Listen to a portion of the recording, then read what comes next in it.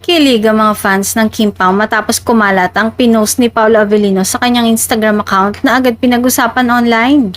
Kahit may kaugnayan ito sa kanilang endorsement kasama si Kim Chiu, hindi napigilan ng fans na kiligin at magbigay ng malisyosong interpretasyon sa simpleng caption ng aktor. Sa naturang post, mababasa ang mensahe ni Paolo na, "Grabe, 4 years na pala. Ngayong 2026 na. Mas kabisado na namin ang isa't isa."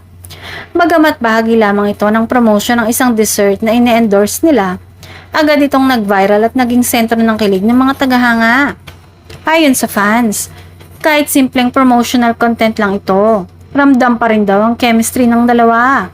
Para sa kanila, natural na natural ang dating ni Kim at Paolo kaya't kahit simpleng caption ay nauuwi sa kilig overload at trending topic online. Hindi rin naiwasan ng mga taga-suporta na iugnay ito sa mas matagal ng pagsasama ng Kim Pao bilang love team.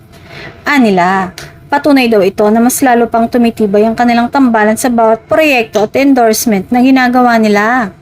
Mas lalo pang nag-init ang excitement ng fans matapos makita ang pagsasama ni Kim at Paolo sa launch event ng kanilang bagong serye na mapapanood sa Prime Video. Marami ang natuwa sa kanilang presensya at chemistry on stage, na lalo pang nagpa-hype sa paparating na proyekto. Sa ngayon, abangers ang fans sa bagong serye ng Kim Pao na pinamagatang Kupino, kung saan inaasang mas makikita pang tambalan ni Kim at Paolo.